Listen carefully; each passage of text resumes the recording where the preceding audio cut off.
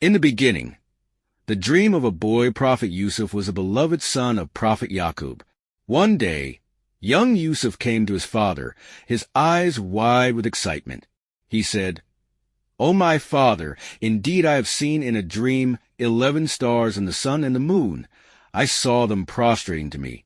Prophet Yaqub, a wise and loving father, immediately understood that this was no ordinary dream. It was a sign from Allah that Yusuf was destined for greatness. But Yaqub also knew the danger of sharing such a dream, especially with Yusuf's brothers, who were already jealous of the love their father showed him. So he gently warned his son, "O my son, do not relate your vision to your brothers, or they will contrive against you a plan.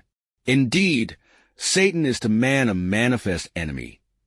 Yaqub assured Yusuf that Allah had chosen him, just as he had chosen his forefathers Abraham, and his Ishaq Isaac, to carry the message of truth. But the brothers of Yusuf, jealous, bitter, and filled with envy, could not ignore the special affection their father had for Yusuf and his younger brother Benjamin. They whispered among themselves, "Surely Yusuf and his brother are more beloved to our father than we, while we are a clan. Indeed, our father is in clear error." Their jealousy grew until they conspired to get rid of Yusuf. One of them suggested, "Kill Yusuf or cast him out to another land." They whispered among themselves, "Surely Yusuf and his brother are more beloved to our father than we, while we are a clan. Indeed, our father is in clear error." Their jealousy grew until they conspired to get rid of Yusuf. One of them suggested, "Kill Yusuf or cast him out to another land. The countenance of your father will then be only for you, and you will be after that righteous people." But another brother, slightly more compassionate, said, "Do not kill Yusuf, but throw him into the bottom of the well. Some travelers will pick him up if you must do something." With their wicked plan in place, they approached their father with false concern. "Our father, why do you not entrust us with Yusuf while indeed we are to him sincere counselors? Send him with us tomorrow that he may eat well and play. And indeed, we will be his guardians." Prophet Yaqub, sensing something amiss, hesitated. "Indeed, it saddens me that you should take him, and I fear that a wolf would eat him while you are unaware." But the brothers insisted, and eventually Yaqub relented, entrusting them with his beloved son, not knowing of their treacherous plans. As soon as they were far from home, the brothers seized Yusuf and, without mercy, threw him into a dark, deep well. But even in that moment of despair, Allah comforted Yusuf with a revelation. "And we inspired to him, you will surely inform them someday about this affair of theirs while they do not perceive." The brothers, meanwhile, took Yusuf's shirt, stained it with false blood, and returned home, pretending to be distraught. "O our father, indeed we went racing each other and left Yusuf with our possessions, and a wolf ate him. But you would not believe us, even if we were truthful." But Prophet Yaqub, a father guided by wisdom and intuition, saw through their lies. Holding Yusuf's shirt, untouched by any tear or struggle, he said, "Rather, your souls have enticed you to something, so patience is most fitting. And Allah is the one sought for help against that which you describe." Meanwhile, in the depth of the well, Yusuf awaited his fate. Soon, a passing caravan stopped by. A water carrier lowered his bucket, and to his astonishment, he found a young boy clinging to life. He exclaimed, "Good news? Here is a boy." The travelers saw Yusuf as a mere commodity.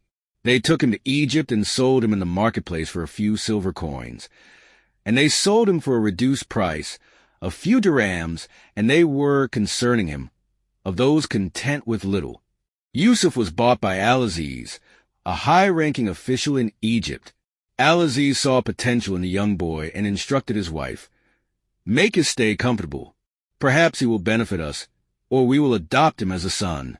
Thus, Yusuf began a new chapter in a foreign land, far from his family, but never far from Allah's mercy. Allah blessed him with wisdom and beauty as he grew into manhood. As Yusuf matured, his beauty became renowned. The wife of Al-Aziz, Zuleika, could not resist her desire for him. One day, when the house was empty, she locked the doors and seduced him. "Come to me." But Yusuf, steadfast in his faith, sought refuge in Allah. "I seek refuge in Allah. Indeed, He is my Lord, who has made good my residence. Indeed, wrongdoers will never succeed." Zuleika pursued him, but Yusuf fled towards the door. In the struggle, she tore his shirt from the back. Just then, Al-Aziz appeared. To cover her guilt, Zuleika falsely accused Yusuf of trying to seduce her. A wise member of her household suggested, "If his shirt is torn from the front, then she has told the truth, and he is of the liars. But if his shirt is torn from the back, then she has lied, and he is of the truthful." When Al-Aziz saw the shirt torn from the back, he knew the truth. However, to protect his reputation, Yusuf was unjustly imprisoned. In prison, Yusuf's character shone brightly. 2 fellow prisoners noticed his wisdom and approached him with their dreams. One said, "Indeed, I have seen myself pressing wine." The other said, "Indeed, I have seen myself carrying bread on my head, from which the birds were eating." Yusuf, before interpreting their dreams, reminded them of Allah's oneness and the futility of idol worship. Then he interpreted. The first would return to serve the king as a cupbearer. The second would be executed.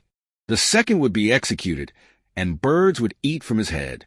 Both prophecies came true. Yusuf asked the cupbearer to mention his case to the king, but the man forgot, and Yusuf remained in prison for several more years. Years later, the king of Egypt had a perplexing dream. "Indeed, I have seen 7 fat cows being eaten by 7 thin cows, and 7 green spikes of grain and others that were dry." No one could interpret the dream, and then the cupbearer remembered Yusuf.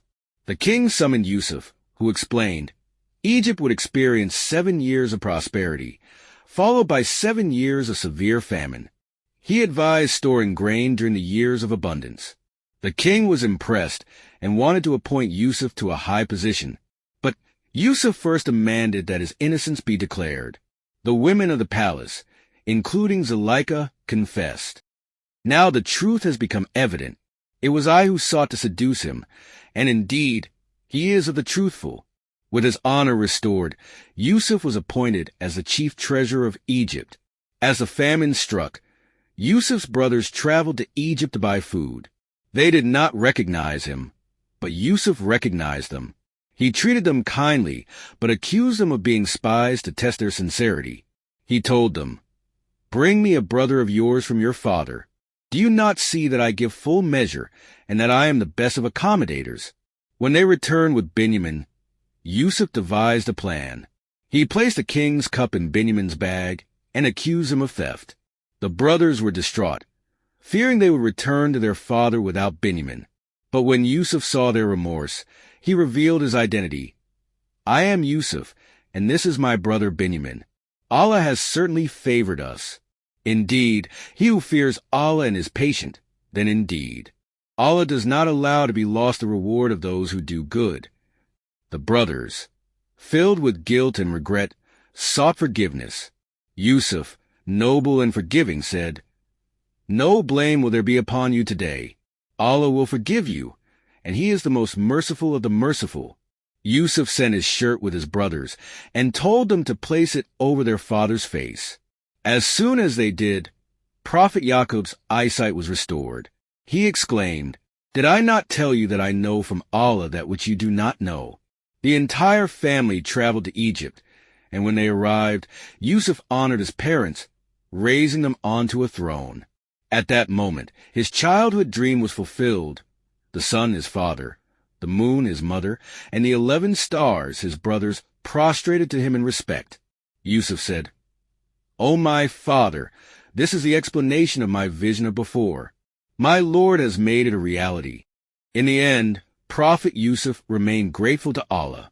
He prayed, "My Lord, you have given me something of sovereignty and taught me the interpretation of dreams. Creator of the heavens and the earth, you are my protector in this world and the hereafter. Cause me to die a Muslim and join me with the R. ideas, and thus, the story of Prophet Yusuf comes to a close. It is a story filled with lessons of patience, faith, forgiveness, and a belief that Allah's plan is always perfect. No matter how dark the well, how unjust the prison, or how deep the betrayal, Allah's mercy and justice always prevail.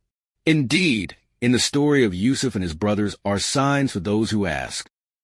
Like and subscribe for more Islamic videos.